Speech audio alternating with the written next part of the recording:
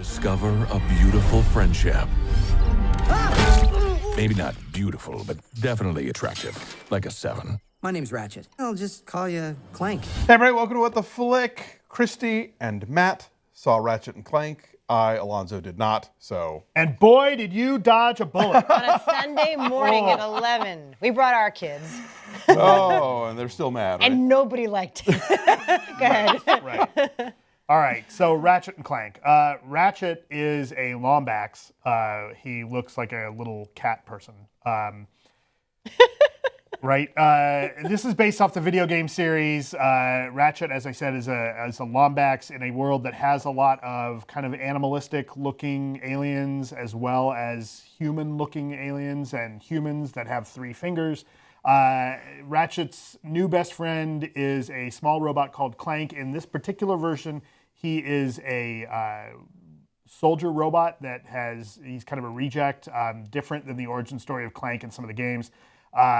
This movie takes a lot of the plot lines that we've seen in some of the games. Most notably, the villain you might recognize. So it ends up with them on a mission to save the galaxy, and it's like watching somebody play a video game. Now, on the dark side of the universe. In 2 days' time, the Galactic Rangers will be destroyed? Stanley, are you texting? Mommy. Dialing mother. Hello? An unstoppable evil. My brilliant creation! Most of the time. Burn. We'll give them the chance An attack is coming. I must warn the Rangers. I can totally help. to be heroes. No legends. Wait, even better.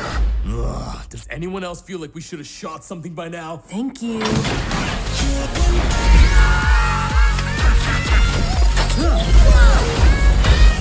Ratchet and Clank.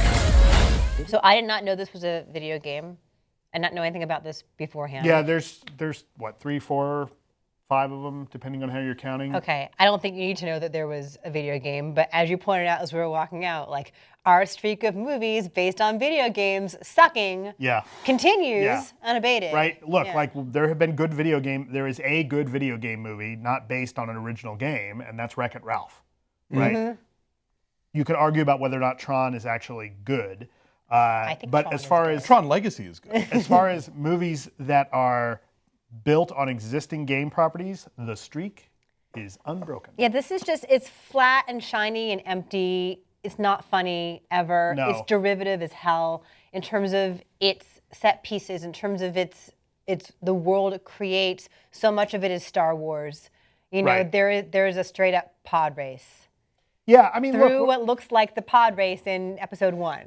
Do they have to learn to believe in themselves? no, not so much that. I mean, what I'll say to people who have played the games is this movie looks exactly like the games do. And the world is the same, and the Hall of Heroes is there. This looks exactly like the latest version of those games, and it's beautiful. It's beautifully animated. But the tone of the movie is not quite as funny as the games are. And so where it breaks down is that, you know, you're playing those games, and it's this platform style game, similar, you know, vaguely similar to a Mario type game. And you play those, and there's a lot of kind of snarky, goofy asides. It's very meta. And the games are very meta. And they? as you're playing the game, like, that's kind of funny, right? But you're invested in it because you're playing the game. If you take your personal investment as a gamer out of it and watch the movie, it's kind of like watching somebody else play a lesser version of the game. And so it frankly gets boring because the joke writing is not good enough to keep you interested while you're watching somebody else play. It's Yeah, like, and all the right. fourth wall breaking, you know, and how self-referential it is kind of cute the Right. first couple times, right? At one point, someone says like, "Cue the montage," and then there's a montage, Right. and Yeah, that's- the and trailer that's- seems like it's irony for kids. it is, it is, and a lot of the one-liners are like, seriously, like kind of like Yeah. cutesy, like kids being precocious, Right. Which, you know, I thought Nick would think was funny, and he didn't really ever dig it. You know, if you can't get the 6-year-olds, then you're screwed. Right. I mean, my 12-year-old thought it was fun. He liked it. You know, and then once he heard me complaining about it, he's like, maybe it's not so good. Because you're so persuasive. Yeah, whatever. I mean, look, like if you love these games and you think you're going to like this movie, you might be okay here. But as somebody who's played all these games, like it's a lesser version of the game. And again, you don't even have the luxury of watching someone else that you know and that you can fuck with playing the game. Like, oh, you fucked that up.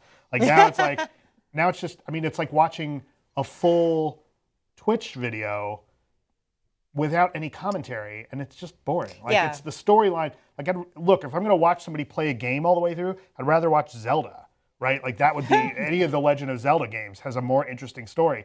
The other Ratchet and Clank video games have better stories than this. I mean, Jesus, the writing is better in Super Smash Brothers. Like, this movie stinks. What is astonishing, though, we realized afterward who all is in this voice cast. Yeah. I mean, some of them I could tell, like John Goodman clearly is always John Goodman. But like Sylvester Stallone is in this, and Rosario Dawson, and I was just shocked. Like they had a free afternoon, right? People don't need paychecks that badly. Did they not read the script before they said yes to this? I cannot imagine why they would sign up for it.